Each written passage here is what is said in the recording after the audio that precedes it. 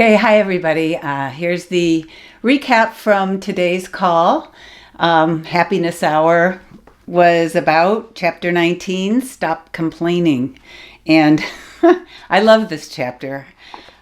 I had a really good time today. Before we even started, I made a list of things over the years, not right now, but over the years that I've complained about. And I'm going to just read my list because some of them are funny and some are probably things that you complain about too. A bad haircut, my weight, money, my spouse, friends, kids at various times, neighbors, the news, especially now. Oh my God. Sometimes the books I'm reading aren't as good as I hoped they would be. Bad service, you name the location, telemarketers, robocalls, being too hot, being too cold, Wi-Fi not working, traffic, getting stuck in traffic, people who cut in line, people who cut you off in traffic. I already said the weather, long lines, long wait times, high prices, and poor product quality. And those were just some of mine. I just lost my place here. So what I want to do though is I want to hit the highlights of the chapter and then read the writing prompt and then talk about some of the comments that came up after the writing prompt.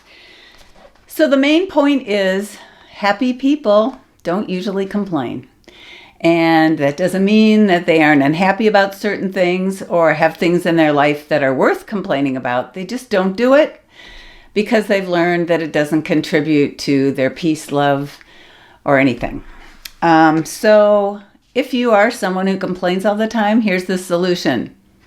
Stop complaining. Anyway, because it's annoying to others, it's just don't do it. So the part of the book I want to highlight is what options are there for dealing with situations that annoy you or the dissatisfactions that are an inevitable part of life. Okay, so one thing you can do is you can consider your reaction to the person or event. I mean, maybe you're complaining because your feelings have been hurt. So be honest with yourself. You know, sometimes behaviors are triggered by past patterns.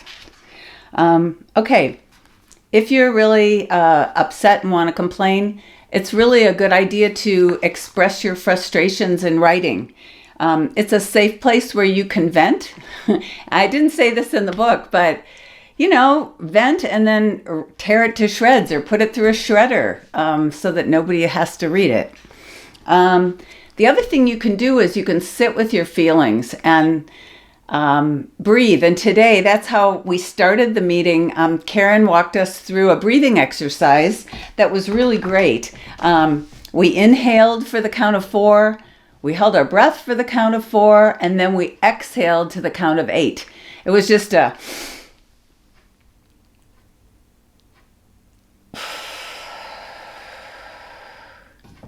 If you take a moment to do that, I think we repeated it 4 times, maybe 5.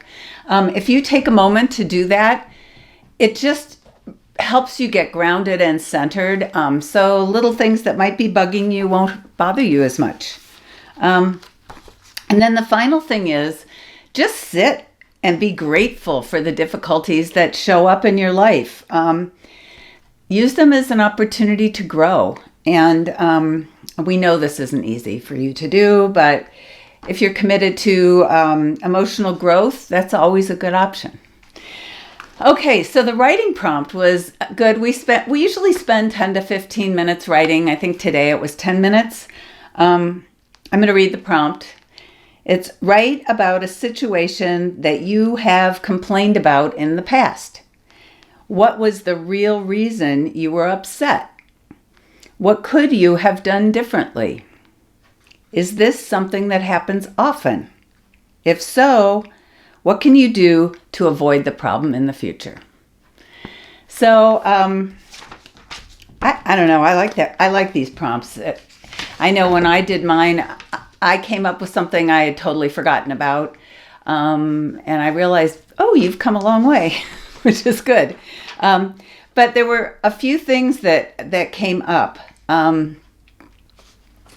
I took little notes. Okay, one of the people complained about traffic, and that traffic and people who cut you off in traffic that's just something that is a real annoyance. And we all agreed that traffic is just a button pusher.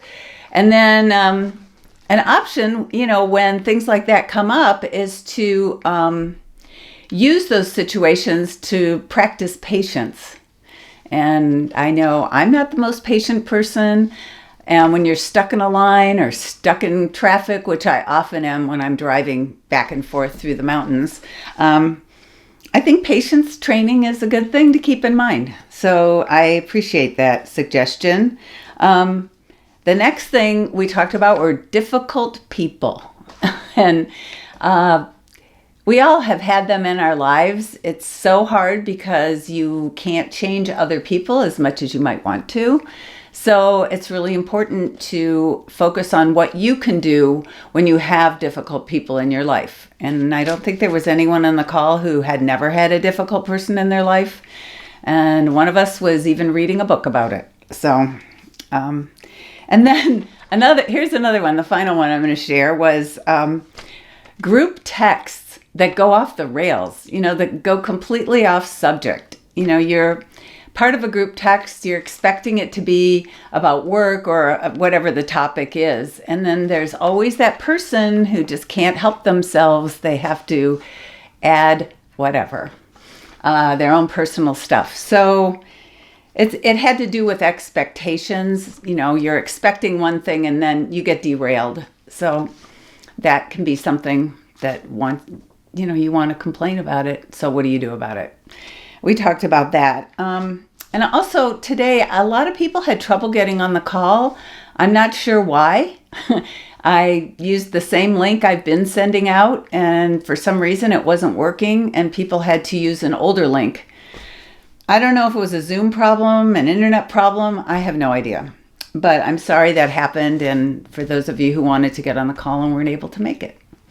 Anyway, so I'm going to Florida tomorrow early in the morning, and surprising my oldest half-sister for her birthday. She doesn't know I'm coming, but I'll be back Wednesday night, and I will see those of you who can make it next Thursday, which is April 3rd. Okay, thanks for participating, and I hope you have a great week.